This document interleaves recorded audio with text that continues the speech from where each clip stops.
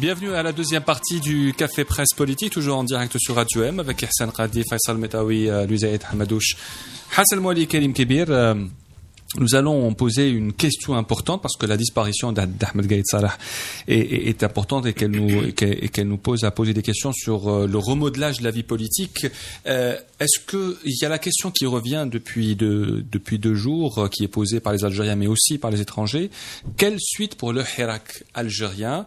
On l'a vu que mardi, hier, il y avait une grande manifestation, pas que des étudiants évidemment, de beaucoup de citoyens. Le vendredi prochain sera un vrai test. Selon vous, Louisa Hamadouche? Ça tombe toujours sur toi, Louisa. Il faut pas c'est un complot. C'est un complot. Pourquoi un test particulier? Non, je crois pas. Je pense que si test il devait y avoir ou il y avait eu, c'était plutôt le lendemain de l'élection. Et pour le Hirak, le test était très concluant dans la mesure où la mobilisation est restée très forte. Vendredi prochain, non, je le vois pas comme un test. Je pense que mardi, ça a déjà donné le là. Le Hirak va continuer parce que le Hirak n'était pas dirigé contre le chef d'état-major.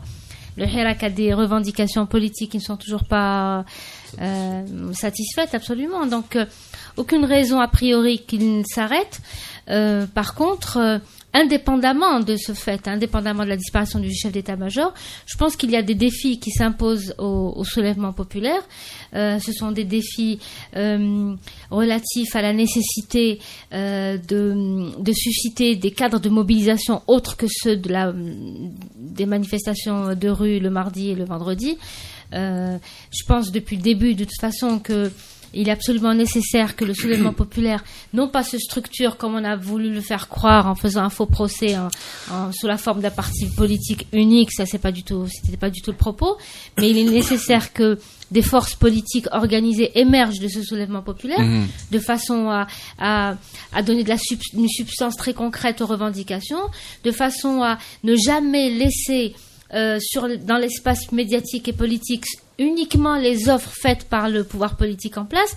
Je crois qu'il est nécessaire qu'à chaque fois que le pouvoir politique s'apprête à faire une proposition, comme c'est le cas aujourd'hui avec l'histoire du dialogue, il est absolument fondamental que du côté de l'opposition et traditionnelle et nouvelle, des propositions alternatives soient faites avec des propositions concrètes. Je pense que le défi du Hirak, c'est ça aujourd'hui. C'est pas comment survivre au chef d'état-major ou comment survivre à Tebboune. Non, Hirak est dans une logique à long terme. Et pour qu'il tienne à long terme, il a besoin de trouver d'autres formes d'expression que celles du vendredi et du mardi. Faisal, est-ce qu'on peut parler d'un Hirak saison 2? C'est important de le dire, même si Louise a dit qu'il n'est pas dirigé contre le chef d'état-major, mais ces derniers mois, les slogans principaux étaient contre le chef d'état-major. Est-ce qu'on peut parler d'un changement qui va se passer maintenant? Absolument, parce qu'il y a beaucoup de choses qui ont changé en cours de route. D'abord, le mouvement de protestation, Gaïd Salah était la principale cible pendant au moins 7 mois. Depuis le refus des propositions faites par l'opposition et par le Hirak, concernant notamment la période de transition, parce que dès le départ, Gaïd Salah avait dit que c'était dangereux, que ça pouvait pousser le pays vers l'aventure. Et depuis ce moment-là, Gaïd Salah était chaque semaine le nom qui revenait souvent. Il y a d'ailleurs beaucoup de slogans sur Gaïd Salah qui peuvent être inscrits plus tard dans l'histoire contemporaine de l'Algérie. 1. Gaïd Salah n'est plus là. 2. Abdelkader Ben Salah, qui était un des 3 B, n'est plus là. Nord El Bedoui, qui était un autre B, n'est plus là. Et l'élection présidentielle qui a été rejetée durant 5 mois, depuis le mois de juin ou mai dernier, a eu lieu. Donc, tous ces éléments font qu'il y a donc des changements qui ont eu lieu. Et je pense que le mouvement, et je suis d'accord avec Louisa, est amené donc à avoir une seconde énergie. Et c'est vrai que le maintien du Hirak est important d'abord parce que ça ne permettra pas au président élu de faire ce qu'il voudra. Il sait qu'il y a une pression populaire dans la rue qui demande des changements réels, qui demande donc beaucoup de choses. Et pourquoi pas aller vers un dialogue, pas des parts de négociation. Et donc je pense que oui, on entre dans cette seconde phase du mouvement de protestation, probablement avec d'autres slogans, avec de nouvelles idées, et avec peut-être l'idée d'aller vers par un projet politique. Pourquoi pas un projet politique qui soit avec des idées de changement, des idées révolutionnaires comme ça d'exprimer déjà dans Karim Kébir, on parle d'un Hirak saison 2, de la redynamisation peut-être avec les changements qui se passent. Est-ce qu'on peut s'attendre à une ouverture aussi sur le volet politique, c'est-à-dire une certaine acceptation des revendications politiques aujourd'hui par Abdelmejid Tebboune? D'abord, juste une remarque, c'est qu'on a déjà spéculé sur la résistance du Hirak pendant la période de l'été, le mois de Ramadan. À chaque fois, c'était des tests, mais à chaque fois, il démontrait le contraire, qu'il était toujours là. Et au fil des mois, moi, j'ai pu constater tout de même qu'il y a une forme de maturité aussi chez les gens. Ils ont situé l'origine de la crise. Ce n'est pas, comme il disait tout à l'heure, Louis, en fait, tous les collègues, on est tous d'accord là-dessus, que ce ne sont pas, ils ciblent pas des personnes particulièrement bien déterminées, mais ils parlent de Dawla Madaniya, mais chez Askaria, ça s'arrange tout de même. Voilà, donc tout ça, ça a été intégré dans le mouvement. Ils le revendiquent. Et moi, je suis agréablement aussi surpris qu'on voit, par exemple, régulièrement des portraits des héros de la Révolution, certaines références tout de même. Ça veut dire que ce mouvement, il vit, il est là. Après, est-ce que la nouvelle direction, je vous ai dit tout à l'heure que quand même Tebboune, il a beaucoup d'handicaps. D'abord qu'il a été désigné, tout le monde le sait, par l'institution militaire. Il n'a pas une base politique, des structures qui peuvent le porter. Lui-même, il traîne tout de même l'image d'un homme du sérail. C'est pas avec le vieux bois qu'on peut fabriquer de nouvelles barques. Donc forcément, est-ce qu'il va essayer de s'ouvrir? Bon, il vient de le dire, il a appelé un dialogue, mais je pense que tout de suite, il est prématuré de le juger. Attendons quand même quelques jours avec les mesures qu'il peut prendre éventuellement, parce qu'il faut des faits. Les gens vont le juger sur pièce. Est-ce que réellement, il va se libérer justement de cette emprise de l'institution militaire? Est-ce qu'il aura l'audace, par exemple, de prendre des mesures assez audacieuses pour libérer les détenus? Est-ce qu'il va poursuivre la lutte contre la corruption jusqu'au bout? Ce sont des questions, mais je pense qu'il tout de suite, dans l'immédiat, je pense qu'il faut attendre quelques jours pour le juger s'il va... Hassan Wali. Alors, moi je pense que malgré le fait que Gaïd Salah a quand même cristallisé la colère populaire pendant plusieurs mois, le Hirak va continuer encore. Il va prouver qu'il n'était pas dirigé contre la personne de Gaïd Salah, même si lui, il a vraiment mis tous les moyens. Il a personnalisé presque le problème. C'est quasiment un corps à corps entre lui et le peuple qui marche. Mais je pense que le Hirak est suffisamment intelligent. C'est vrai qu'il a gagné beaucoup en maturité, même si, bon, comme dans tous les mouvements de ce type, il y a toujours des à côté qui ne plaisent pas et tout. Maintenant, le Hirak ne dépend pas de l'agenda du pouvoir. Il appartient au pouvoir lui-même de faire des propositions, de faire ce qu'il doit faire. Parce que bon, c'est vrai qu'il y a eu certains partis politiques qui se sont un peu empressés à mon goût de tendre une fausse perche qui leur a été tendue, oui, dialogue et tout, alors que moi personnellement, en tant que président de la République élu et désormais investi, Abdelmejid Tebboune n'a fait aucune offre pour l'instant. Il n'a pas formalisé une offre politique de dialogue ou de négociation, ou appelez-la comme vous voulez. Donc, naturellement, la clientèle politique du pouvoir, elle applaudit, et certains partis d'opposition, ils ont montré patte blanche. On est là, on est disponible à accompagner, à servir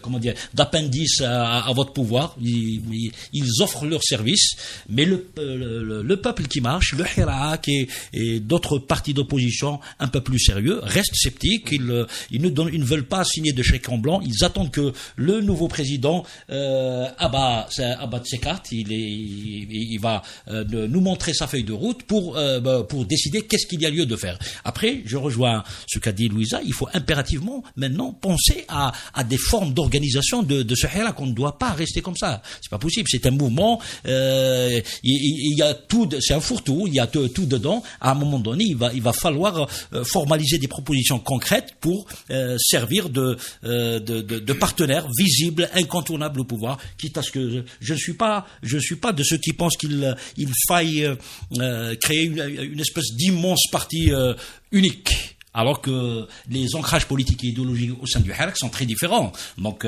il faut qu'il y ait une multitude d'idées, plusieurs projets qui vont s'affronter pour servir d'interface au pouvoir.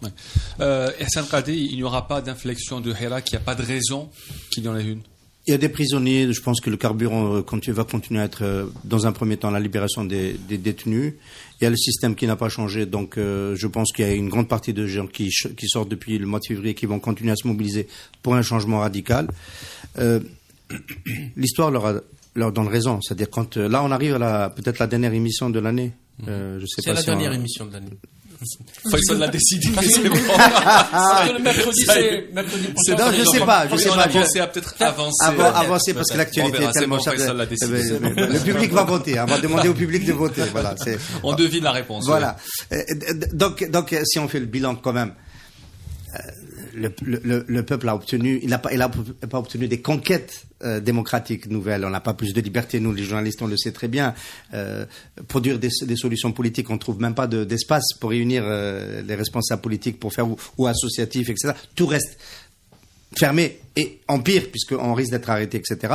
Mais on a obtenu quand même de décapiter la façade politique du régime de Bouteflika, et aujourd'hui, nous avons enterré le pilier de cette façade-là, qui était le chef d'état-major. C'est pas rien du tout. C'est pas rien du tout. Ça, c'est un carburant qui peut permettre au Hirak de continuer avec ses revendications, qui sont la libération des détenus, le changement, immédiatement la libération des détenus, plus largement, le changement du système. J'ai envie de dire, quand même, que dans les semaines qui viennent, les jours qui viennent, j'espère, cette inflexion dont tu parles dans ta question, parce que je réponds quand même aux questions de l'animateur. Le premier critère sur lequel on peut l'évaluer, c'est le choix du Premier ministre. Absolument. C'est le choix du Premier ministre. Gouvernement. Moi, je pense le choix du Premier ministre. Oui. Le choix du Premier ministre. D'accord. L'architecture qui a été laissée par Ahmed Galsah n'est pas celle d'une inflexion de la feuille de route. Abdelmajid Tebboune n'était pas l'homme de l'inflexion, en dépit de ce qu'il a pu annoncer. Cette fameuse main tendue pour le dialogue qu'il a tout de suite retiré plus ou moins le jour du discours d'investiture, etc. Il n'était pas consistant pour être l'homme du dialogue.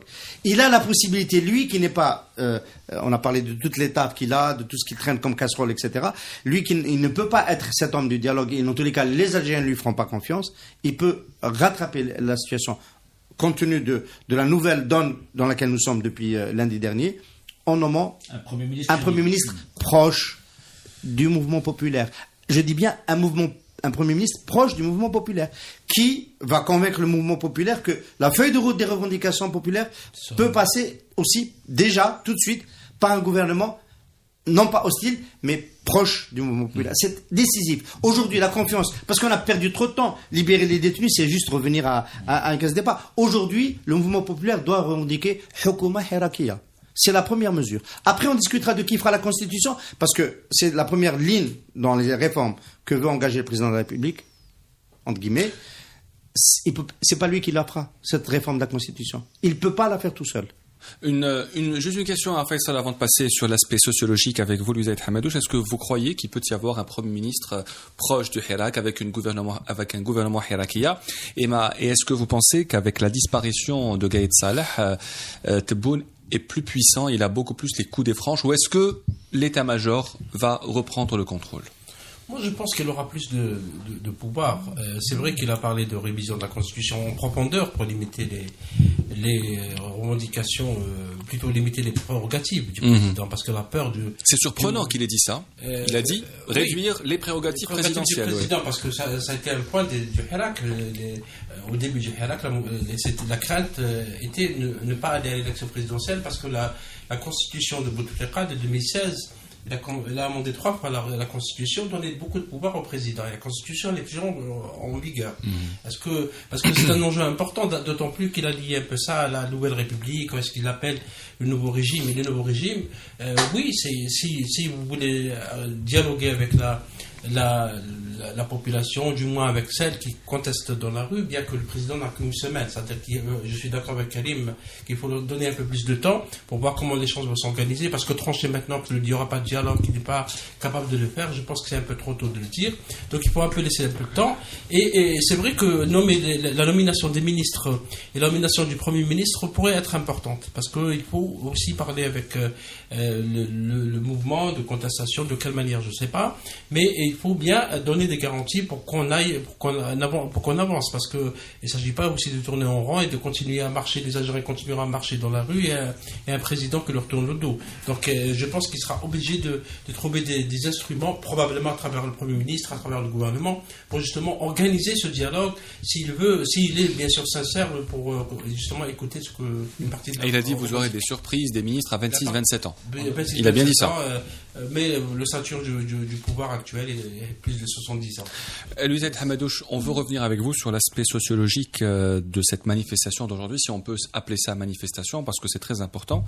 Ce qui s'est passé aujourd'hui, il y avait du monde, il y a certainement des gens qu'on a fait ramener, mais il y a aussi des gens qui sont venus. Comment est-ce qu'on explique de manière sociologique l'attitude des gens aujourd'hui, malgré 10 mois de contestation populaire pour une Algérie libre et démocratique? On ne va pas oser parler de deux Algéries, évidemment. Non, pas du tout, je crois pas du tout.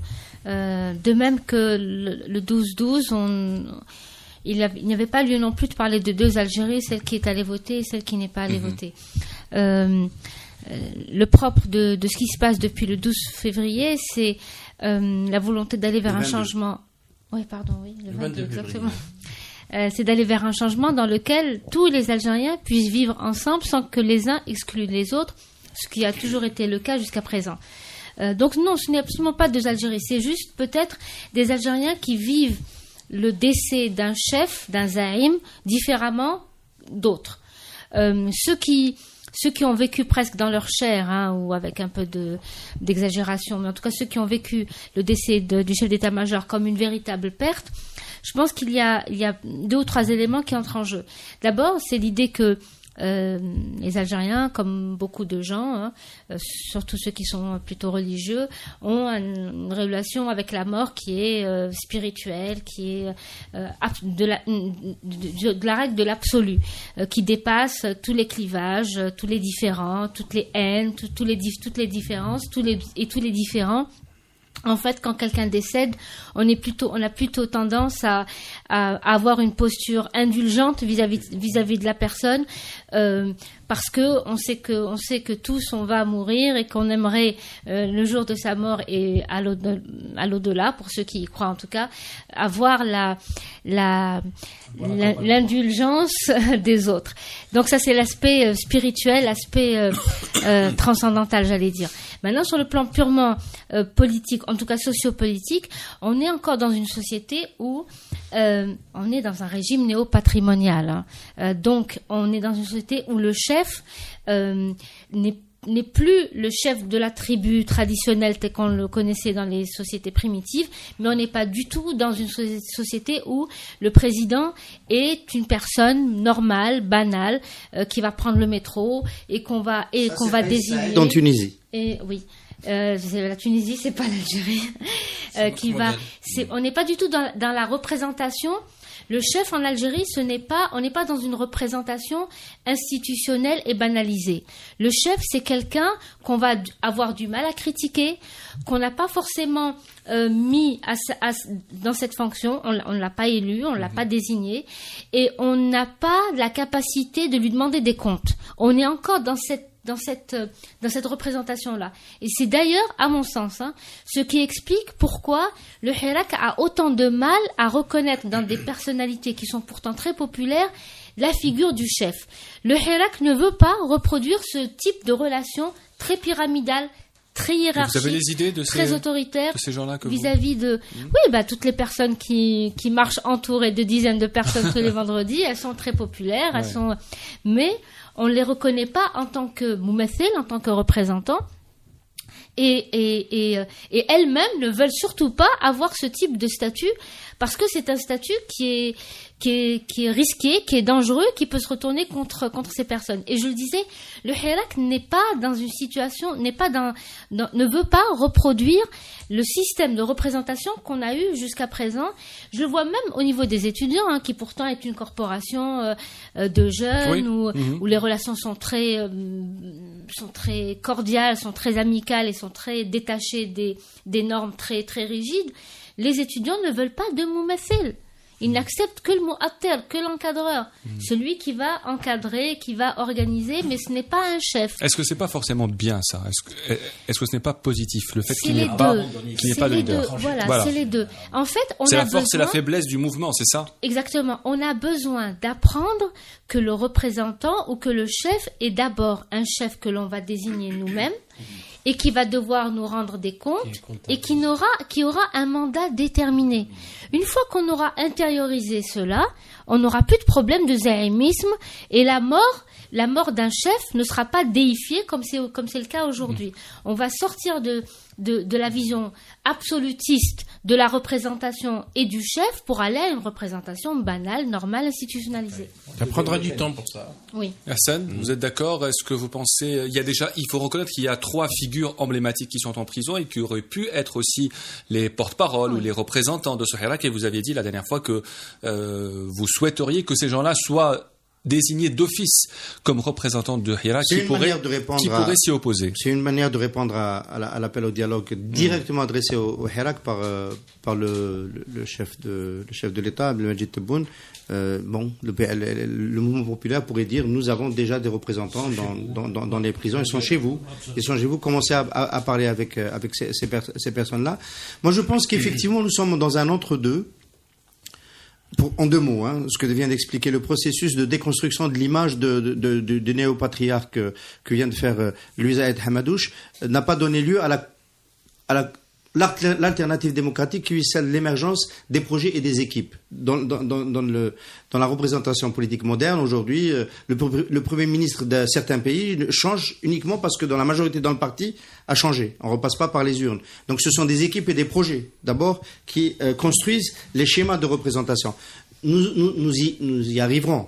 Parce que nous sommes sur ce chemin. Ce qui est en train de se passer dans le mouvement populaire, c'est cela. Mais entre-temps, on devra quand même, et là, c'est urgent, trouver une intermédiation qui permette au mouvement populaire de parler, de se donner des voix, des cadres, des canaux de représentation pour négocier et pour prendre sa part de la solution. Alors cette émission est terminée, merci à vous d'être venus. On commence généralement toujours l'émission par l'image marquante de la semaine, on l'a pas fait aujourd'hui, mais comme c'est approximativement, Faisal l'a décidé, la dernière de la saison, de l'année, quel est votre souhait pour 2020? On commence avec vous, Louis Aïd Hamadouche.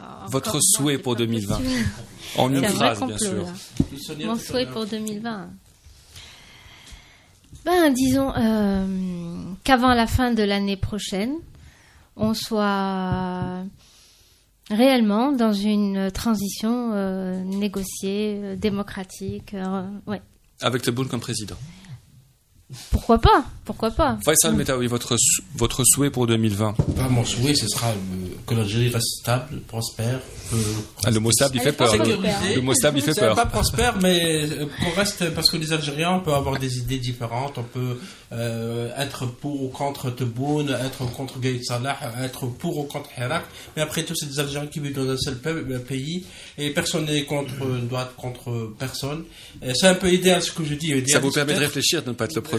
Oui, et donc l'idéal c'est que l'Algérie reste stable parce que nous sommes aussi dans un environnement très hostile, notamment dans la sous-région. Hassan Mouali, votre souhait pour 2020? Alors, le peuple algérien, moi je l'ai toujours pensé, c'est un peuple, je sais pas, quelqu'un qui l'a écrit l'année dernière, c'est un peuple